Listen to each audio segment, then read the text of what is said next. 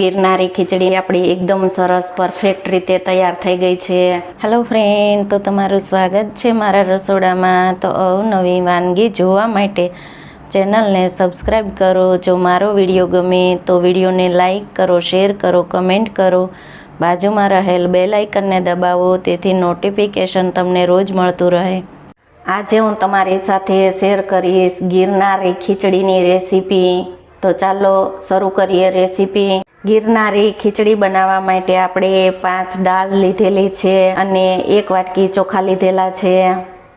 તો ચોખા આપણે જે રેગ્યુલર વાપરતા હોય ખીચડીમાં તે ચોખા લીધેલા છે. ચોખા આપણે 1 વાટકી લીધેલા છે અને આ બધી જ દાળ છે તે આપણે અડધી વાટકી લીધેલી છે. તો આપણે આ માપ છે તે એકદમ પરફેક્ટ લીધેલું છે. ગિરનારી ખીચડી માટે આપણે બધા જ વેજીટેબલને આ રીતે કટિંગ કરી લીધું છે.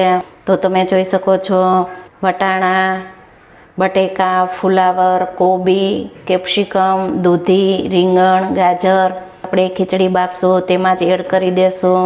તો તમે વધારે વેજીટેબલનો ઉપયોગ કરી શકો છો આમાં. તો આપણે ચોખા અને દાળને મિક્સ કરી અને સારી રીતે ધોઈ લેશું. ચણાની દાળ, અડદની દાળ, મસૂરની દાળ, તુવેર દાળ, મગ દાળ ફોતરાવાળી, ચોખા. આપણે ખીચડીને મિક્સ કરી અને ધોઈ લેશું.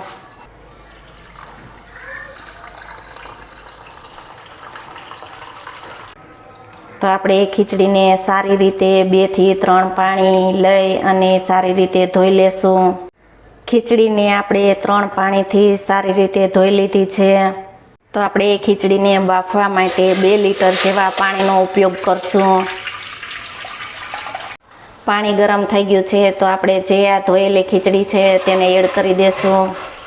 તો આપણે જે કટિંગ કરેલા બધા જ વેજીટેબલને એડ કરી દેશું.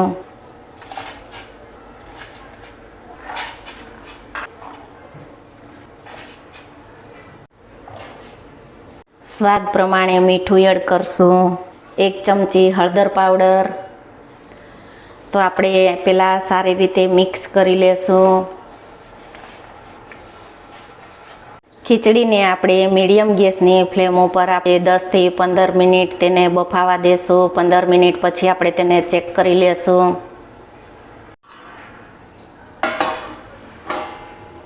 પંદર મિનિટ થઈ ગઈ છે તો આપણે ખીચડીને ચેક કરશું.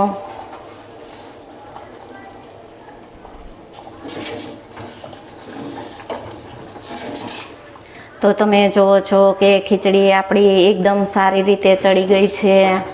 તેમાં આપણે નાનો 1 ચમચો ઘી એડ કરશું.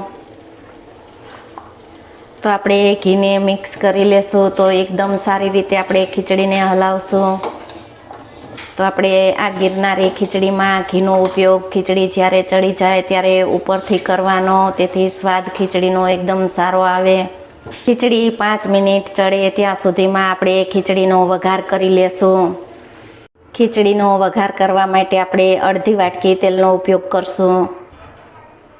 ગરમ થઈ ગયું છે તો અડધી ચમચી રાઈ એડ કરશું, અડધી ચમચી જીરું, ચપટી હિંગ, સૂકા મસાલા, તજ, બાદિયા, તમાલપત્ર, 1 લાલ સૂકું મરચું અને લીમડીના પાનને એડ કરશું. તો મસાલાને આપણે તેલમાં સારી રીતે સાતળી લેશું. મસાલા તેલમાં સારી રીતે સતળાઈ ગયા છે તો આપણે 1 નંગ કટિંગ કરેલ ડુંગળીને એડ કરશું.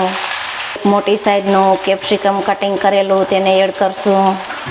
તો આ 2 વસ્તુને આપણે સારી રીતે તેલમાં સતળાવા દેશું. કેપ્સિકમ અને ડુંગળી તેલમાં એકદમ સારી રીતે સતળાઈ ગયા છે. તો તેમાં 1 નંગ કટિંગ કરેલું લીલું મરચું એડ કરશું. આદુ લસણની પેસ્ટ 1 ચમચી એડ કરશું. 2 નંગ કાપેલા ટમેટા એડ કરશું. લીલી ડુંગળી આ રીતે કટિંગ કરેલી છે તેને એડ કરશું. તો આ બધી જ વસ્તુને પહેલાં આપણે સારી રીતે મિક્સ કરી લેશું. 2 મિનિટ થઈ ગઈ છે તો ટામેટા એકદમ સારી રીતે સતળાઈ ગયા છે. તો તેમાં આપણે મસાલા એડ કરશું. અડધી ચમચી હળદર પાવડર, અડધી ચમચી ધાણા જીરું પાવડર, 1 ચમચી કાશ્મીરી લાલ મરચું પાવડર. તીખાશ તો તમે તમારા ટેસ્ટ પ્રમાણે લઈ શકો છો. મીઠું સ્વાદ પ્રમાણે આપણે ખીચડી બાફવામાં મીઠું નાખેલું જ છે. ઉપરથી અડધા લીંબુનો રસ એડ કરશું. તો આપણે મસાલાને સારી રીતે મિક્સ કરી અને 2 મિનિટ આપણે તેલમાં સતળાવા દેશું. તો વઘાર આપણો એકદમ પરફેક્ટ રીતે તૈયાર થઈ ગયો છે. તો આપણે ખીચડીમાં એડ કરી દેશું. તો આપણે ખીચડી એકદમ સારી એવી ચડી ગઈ છે. તો તેમાં આપણે વઘારને એડ કરી દેશું.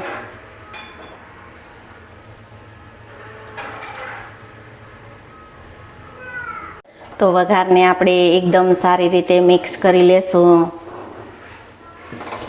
તો તમે જુઓ છો કે વઘાર આપણે એકદમ સારી રીતે મિક્સ કરી લીધો છે. તો હવે આપણે 2 મિનિટ ખીચડીને ચડવા દેશું.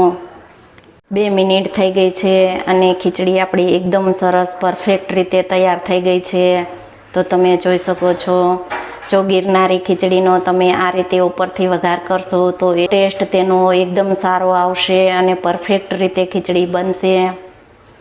આપણે ઉપરથી લીલું લસણ એડ કરશું, લીલા ધાણાને એડ કરશું.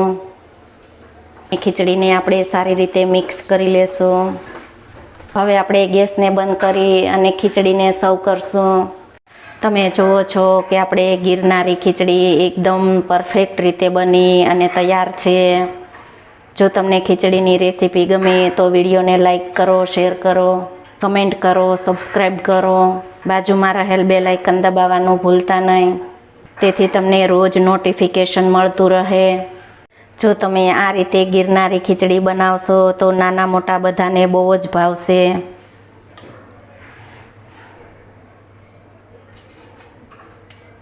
ઉપરથી આપણે ધાણાને સ્પ્રિંકલ કરશું.